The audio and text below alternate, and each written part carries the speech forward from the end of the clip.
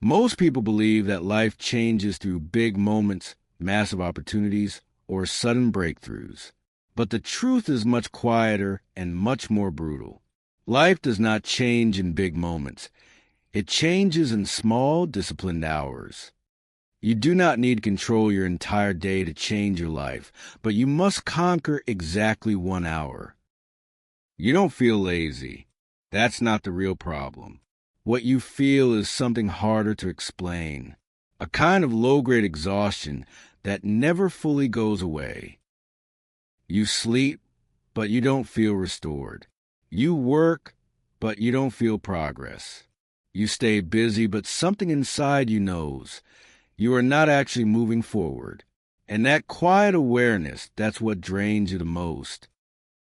Think about your last few days. You wake up, not with intention, but with reaction. Before your feet even touch the floor, your hand reaches for your phone. Just a quick check. Just a minute. Messages, notifications, news, something to wake up your brain. And before you even realize it, your mind is no longer yours. It has already been claimed, fragmented, pulled in 10 different directions by things that have nothing to do with your life. You get up, you rush. There's always something waiting, something urgent, something demanding your attention. Work, emails, responsibilities, conversations you didn't choose but have to participate in. And so you move through the day reacting, not building, not creating, not advancing, just responding, hour after hour. And here's the strange part. From the outside, it looks like you're doing everything right. You're responsible. You show up. You handle your obligations. But internally, there's a quiet tension, a subtle discomfort you can't quite articulate. Because deep down, you know something is off. You are giving your energy, but you are not investing it. There's a difference. One drains you, the other builds you, and most people never notice when they cross that line. Let me show you something. A man sits down after work. He tells himself, I'll just relax for a few minutes. He opens his phone, scrolls, one video, then another, then something interesting catches his attention. He checks a comment, replies, opens another app. 45 minutes pass. He doesn't even remember what he watched, but he feels it, that slight guilt, that quiet realization that time just disappeared. So he tries to recover it. I'll start tomorrow. I'll be more focused tomorrow. I just needed a break. And tomorrow comes, and the same pattern repeats. Not because he lacks discipline, but because his environment, his habits, his default settings are stronger than his intentions. This is the modern struggle. Not chaos, not crisis, but constant, low-level distraction disguised as normal life. You are not drowning. You are drifting, slowly, quietly, almost invisibly. Days turn into weeks. Weeks turn into months. And then one day something hits you, not dramatically, not all at once, just a quiet moment. You realize you are older, busier, more tired, but not significantly better, not sharper, not stronger, not closer to the life you once imagined. And that realization, it doesn't come with panic. It comes with silence, a heavy, uncomfortable silence. Because you can't blame anyone. There was no single mistake, no catastrophic failure, just small hours, given away, scattered, unclaimed. Think about that. Not years, not decades, hours. That's where your life is actually shaped. But most people never see it. They try to fix their entire life at once. They try to redesign everything. Wake up earlier, change careers, start 10 new habits, and it collapses because the brain doesn't change through chaos. It changes through consistency. through repetition, through something so small it almost feels insignificant. And that's why you've been stuck. Not because you are weak, but because you've been aiming at the wrong target, trying to control everything instead of mastering one thing. 1 hour. Just one. But not the way you think. Because that hour, if you understand how to use, it is not just time. It's leverage. It's identity. It's a dividing line between people who stay stuck and people who quietly, relentlessly rebuild their lives. And right now, whether you realize it or not, you are already choosing how to spend yours. The question is, are you spending it or are you losing it? So if the problem isn't laziness, what is it? It's this. You've been taught to chase intensity instead of respecting consistency. You've been conditioned to believe that change should feel dramatic, motivating, exciting, a new plan, a fresh start, a surge of energy that makes you feel like this time. It's different, but your brain doesn't change in those moments. It spikes, then it crashes, because intensity is not sustainable, and your brain knows it. So what does it do? It protects you from overload, from uncertainty, from anything that feels too big, too vague, too undefined. And that's where the real problem begins. Vagueness. I want to improve my life. I need to get better. I should be more disciplined. Those thoughts feel productive, but they are neurologically useless because your brain cannot act on abstraction. It needs precision, specificity, a clear target can lock onto. Without that, it drifts. And when the mind drifts, it doesn't stay neutral. It defaults to what is easy, to what is familiar, to what gives immediate reward. That's where dopamine comes in. Not the version you hear about online, but the real mechanism. Dopamine is not about pleasure. It's about anticipation. It pushes you toward what feels rewarding and away from what feels effortful. So when your day is filled with quick hits, scrolling, notifications, constant novelty, your brain adapts. It lowers its tolerance for effort. It becomes less willing to sit still, to focus deeply, to engage in anything that doesn't give instant feedback. And now something important happens. The very activities that would improve your life, learning, practicing, building, start to feel heavy, uncomfortable, even painful, not because they're bad, but because your brain has been recalibrated to expect something easier. Think about that. You're not avoiding growth because you don't want it. You're avoiding it because your brain has been trained to resist it. And every time you give in to distraction, you reinforce that training. You make it easier to drift tomorrow, harder to focus, harder to build. This is why motivation keeps failing you, because motivation relies on emotion, and emotion is unstable. It changes with your sleep, your stress, your environment, your mood. You cannot build a life on something that fluctuates every day. But there's another layer, and this one is more subtle. Most people are not just addicted to distraction. They are addicted to the idea of a breakthrough. They wait for the moment when everything clicks, when they feel ready, clear, energized. They tell themselves, when I feel right, I'll start. But that moment almost never comes, because clarity is not something you wait for. It's something you create through action. Small, repeated, almost boring action. And that's the part people resist, because it doesn't feel powerful. It doesn't feel life-changing. It feels insignificant. 1 hour? What is 1 hour going to do? That question is exactly why most people stay stuck, because they underestimate what repetition does. They underestimate what focus does. They underestimate What happens when you stop scattering your energy and start directing it? Let me show you the difference. There are people out there who live in the exact same world as you. Same distractions, same technology, same 24 hours. But their trajectory looks completely different.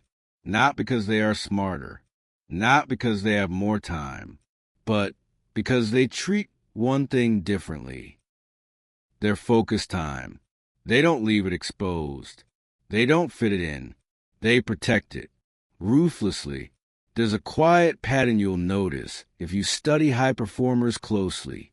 Writers, athletes, entrepreneurs. They all have a version of this.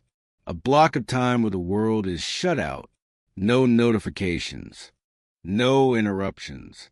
No casual checking. Just one task. One direction. One deliberate act of building. And during that time, they are not available. Not to other people. Not to noise. Not even to their own impulses. Because they understand something most people ignore. A distracted hour is not neutral. It's not just lost time. It is a stolen investment. A piece of your future that never gets built. Here's a simple scene. A woman sits down at her desk. She has a clear intention. I'm going to work on this for an hour. She opens her laptop. Starts. 2 minutes in, a notification. Just a quick glance. That glance becomes a click. That click becomes a tab. That tab becomes a chain reaction. And suddenly her attention is gone. She returns to the task, but something is different. Her mind is scattered. The depth is gone. The momentum is broken. And even if she sits there for the full hour, the quality of that hour is not the same. This is what most people don't see. It's not just about time spent. It's about attention invested. High performers are not superhuman. They are selective. They choose where their attention goes. And more importantly, they choose where it doesn't go. They don't negotiate with distraction. They eliminate it. Because they know if they can control their focus for 1 hour, they can start to control the direction of their entire life. And that's where everything begins to shift. Not with a massive overhaul. Not with a perfect plan. But with a decision so small most people ignore it. To take 1 hour and treat it like it actually matters. So now you see it. It's not your schedule. It's not your job. It's not even your level of discipline. It's the system running underneath everything.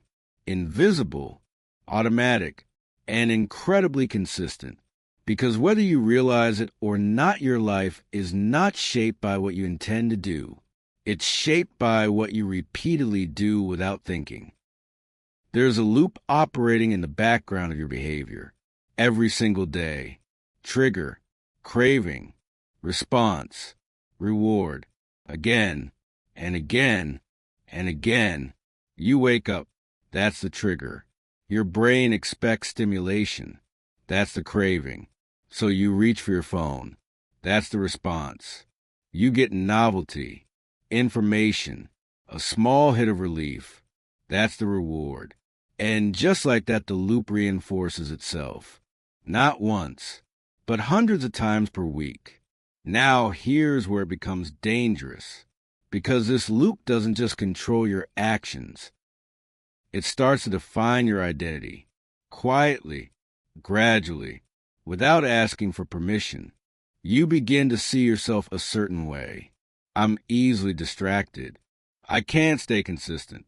I'm just not that disciplined. But those thoughts, they're not truths. They're conclusions, built from patterns, repeated long enough to feel permanent. And if that's true, then the opposite is also true. If you can change the pattern, you can change the identity.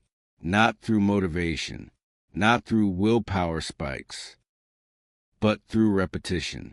Deliberate, controlled repetition. This is where the 1 hour rule becomes something deeper. It's not just about productivity. It's about reprogramming.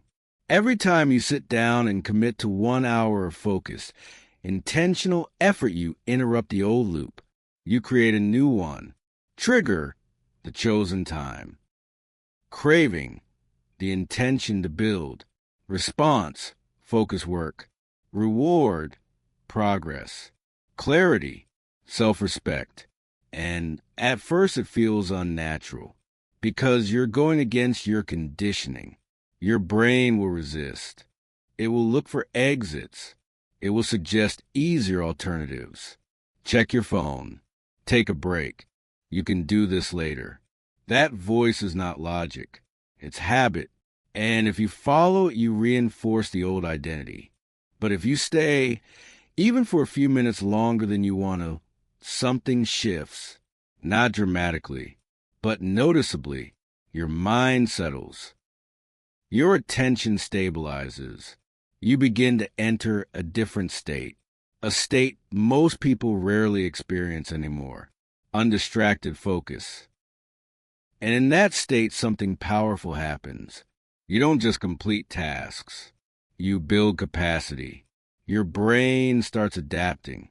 It becomes more comfortable with effort, more tolerant of stillness, more capable of depth. This is neuroplasticity in action, not as a concept, but as a lived experience. You are literally training your brain to become someone who can focus, someone who can follow through, someone who doesn't break at the first sign of discomfort. And over time, that 1 hour begins to spill over into the rest of your day. You become slightly more intentional, slightly more aware, slightly more in control, not because you force yourself to change everything, but because you changed something small and repeated it. Let me give you a different scene. A man sits at a table. No phone, no noise, just a notebook. At first, he feels restless. His mind jumps. He thinks about other things he could be doing. He feels the urge to escape, but he doesn't. He stays. 5 minutes, 10 minutes. Something starts to quiet down. He begins writing, not perfectly, not brilliantly, but consistently. And when the hour ends, he hasn't created something extraordinary, but he's done something far more important. He proved to himself that he can stay, that he can focus, that he can choose effort over escape. And that proof is where identity begins. Not in what you achieve, but in what you repeatedly demonstrate to yourself. Think about that, because most people are waiting to feel like a different person before they act. But it works the other way around. You act and then you become. You repeat and then you believe. So every time you reclaim that 1 hour, you are sending a signal. Quiet, consistent, unavoidable. My future matters, not in words, but in behavior. And your brain listens to behavior far more than it listens to intention. Now, let me ask you something.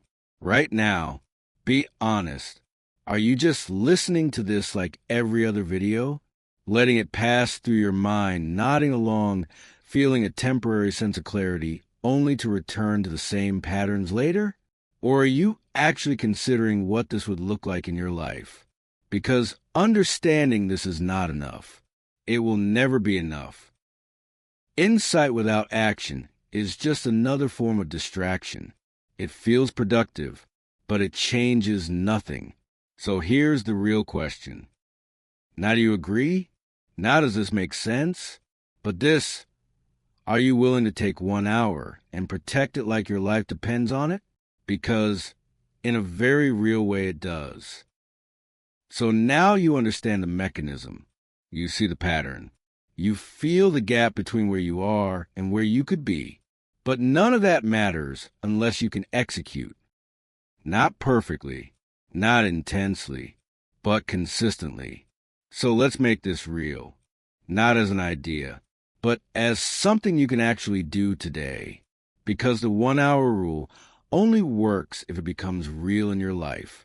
not tomorrow, not next week, today.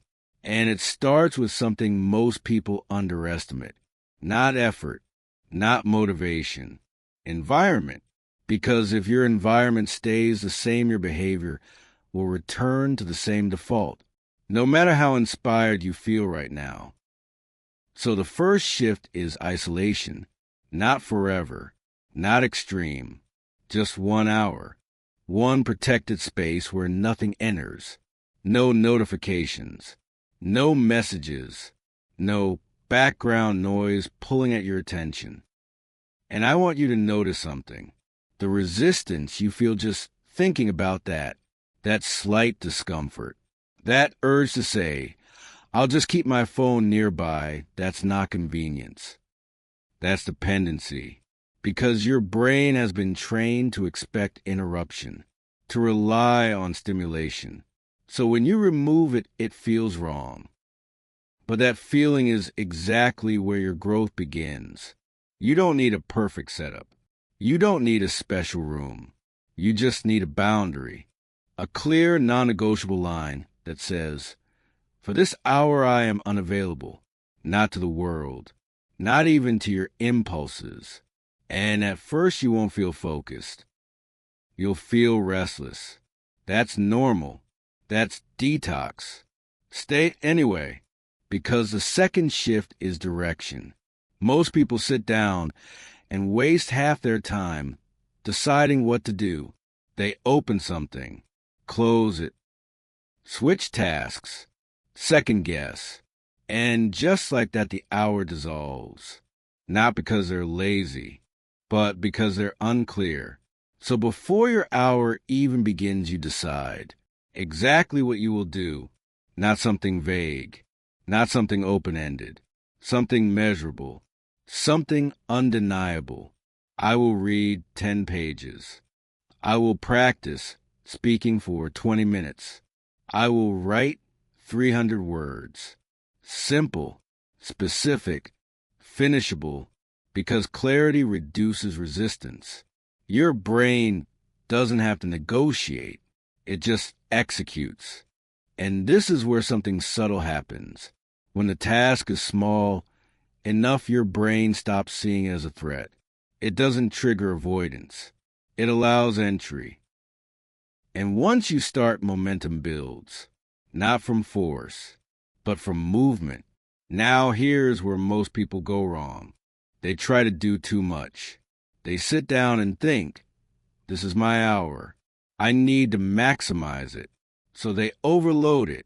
Too many goals, too many expectations. And halfway through they burn out, lose focus, feel like they failed. So let's remove that pressure. Your goal is not to transform your life in 1 hour. Your goal is to show up, to complete one clear action, and then stop, even if you feel like you could do more, especially then. Because what you're building is not output, it's consistency. And consistency requires sustainability. Now, inside that hour, there's one more principle most people ignore. Learning, not passive consumption, not endless input, but targeted acquisition. One useful idea, one practical insight, something you can apply. Because information alone does not change you. Application does. So instead of trying to learn everything, you focus on one thing, and you deepen it. You think about it. You test it. You connect it to your life. That's how knowledge becomes skill. That's how skill becomes identity. And then we arrive at the hardest part, the part most people avoid, execution without emotion. There will be days you don't feel like doing it. You're tired, distracted, unmotivated. Your mind will offer you reasons, valid ones, logical ones. You deserve a break. You'll do it later. It's not a big deal. And in isolation, those thoughts sound harmless. But repeated over time, they shape your life. So here's a standard. Not a rule, a standard. You show up regardless of how you feel. not aggressively, not perfectly, but consistently. Even if your focus is low, even if your energy is off, you sit down, you begin, you complete the smallest version of the task. Because what matters is not how well you perform. It's that you didn't break the pattern. You didn't reinforce the old loop. You didn't tell your brain, this is optional. You told it, this is who I am. And that distinction changes everything. Let me give you a moment, a real one. It's late. You've had a long day. Your mind is tired. Everything in you says, skip it. And you pause. You stand there between two identities, the one you've been repeating and the one you're trying to build. And in that moment, there's no audience, no pressure, no external reward, just a choice. You sit down anyway. You do 10 minutes. Maybe it's not great. Maybe it's slow. But you do it. And when you finish, nothing dramatic happens. No breakthrough. No transformation. But something quiet shifts. You trust yourself a little more. And that trust, stacked day after day, becomes discipline. Not forced. Not rigid. But earned. So don't overcomplicate this. You don't need a new life. You need a controlled hour, protected, directed, executed, repeated. That's it. And if you can do that, you won't just manage your time better. You'll start to rebuild your mind, 1 hour at a time. Now slow down for a moment. Don't move on too quickly, because this is a part most people skip. Not because it's complicated, but because it's uncomfortable. This is where you stop thinking about the system and start looking at yourself. Honestly, without distraction, without noise, just you and the patterns you've been repeating. Let me ask you something, not casually, but seriously. What are you protecting every single day? Is it your growth or your comfort? Because you can't protect both. Every time you choose what is easy, you are reinforcing a version of yourself. And that version has a future. Have you thought about that? If nothing changes, if you continue exactly as you are right now, where do you end up? Not next week. Not next month. 3 years from now. Same habits. Same reactions. Same level of focus. What does your life look like? Take a second. Actually picture it. The same mornings. The same distractions. The same quiet frustration that never fully leaves. Does that feel acceptable to you? Or have you just gotten used to it? Here's another question. Are you truly busy, or are you just constantly interrupted? Because there's a difference. Busy builds something. Interruption destroys it. And most people live in a state of permanent interruption, then wonder why nothing meaningful ever compounds. Let me ask you this. When was the last time you sat down with no phone, no noise, no escape, and just focused? Not for 5 minutes. Not until it got uncomfortable. But all the way through? If your answer is, I don't remember, that's not a small detail. That's the core issue. Because a life without focus becomes a life without direction. And a life without direction will always drift toward what is easiest, not what is meaningful. So now the real question becomes, what are you willing to change? Not in theory, not in intention, but in behavior. Because your future is not decided by what you want. It's decided by what you repeat. And right now, whether you admit it or not, you are repeating something. Every day, the only question is it building you or slowly erasing you? Think about that. Because this is where everything becomes real. Not in understanding, but in consequence. Time is not waiting for you to feel ready. It's moving, constantly, silently. And every day you don't claim that 1 hour, it gets claimed by something else. Distraction, noise, other people's priorities. And once that time is gone, it doesn't come back. It compounds in the wrong direction. This is the part people avoid because it removes the illusion that you have time, the illusion that you can start later, the illusion that things will somehow change without you changing anything. They won't. Not slowly. Not eventually. Not at all. If you don't interrupt the pattern will define you. So let's be clear, this is not about productivity. This is not about optimization. This is about trajectory. The direction your life is moving based on what you do repeatedly.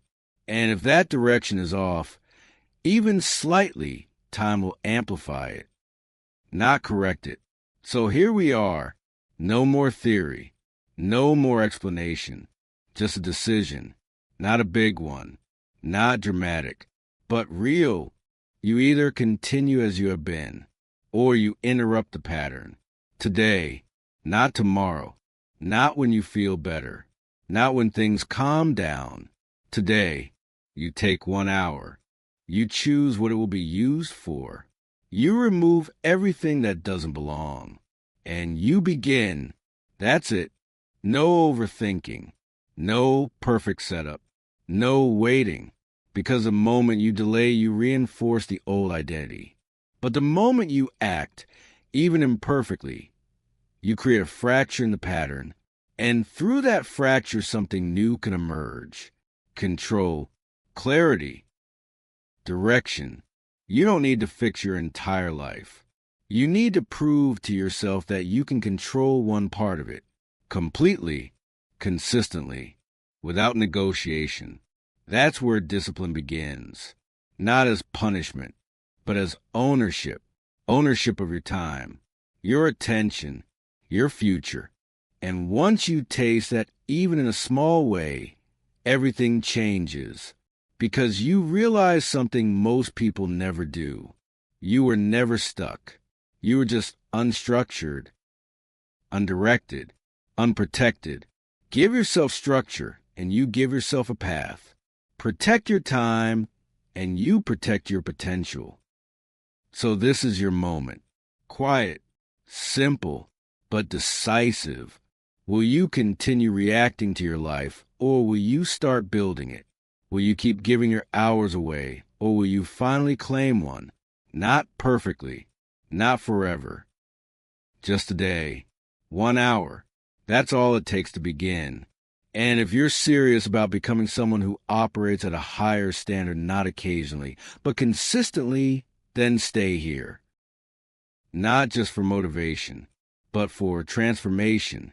Because this is not about watching another video. It's about becoming someone who no longer needs one.